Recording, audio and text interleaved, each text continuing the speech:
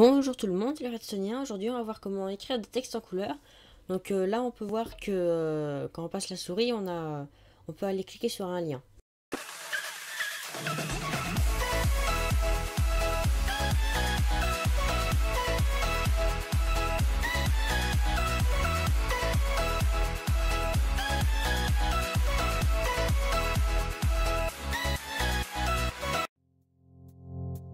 Donc pour ça, on va utiliser la commande /cellrow.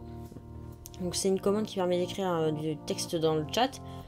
Donc je la maîtrise assez bien, mais quand ça devient trop compliqué, c'est quand même relativement dur, parce qu'il y a plein de commandes à connaître spécifiques. Et il faut s'y retrouver, surtout qu'il n'y a qu'une seule ligne. Alors pour ça, on va utiliser un site.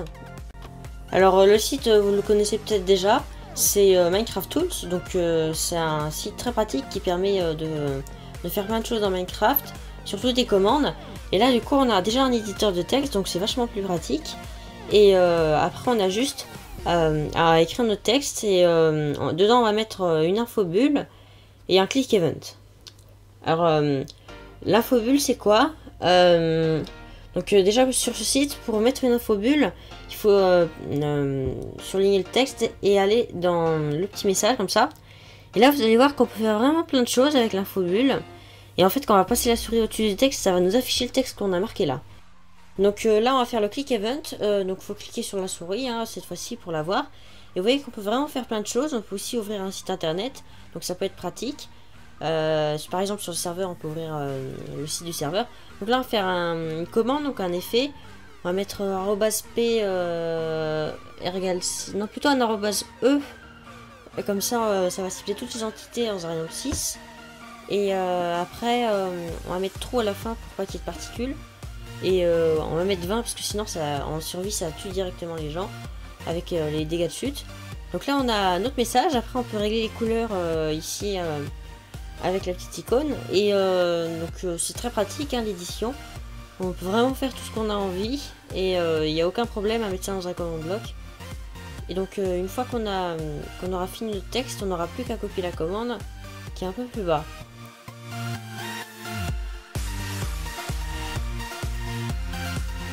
Donc là on met un point d'exclamation et on va cliquer sur l'icône qui est là, et en fait ça va nous permettre d'avoir un texte qui arrête pas de changer de caractère. Donc c'est à dire que par exemple ça mettra un A, un Z, enfin, toutes les lettres ça fera tout d'un seul coup, et donc c'est un effet assez joli.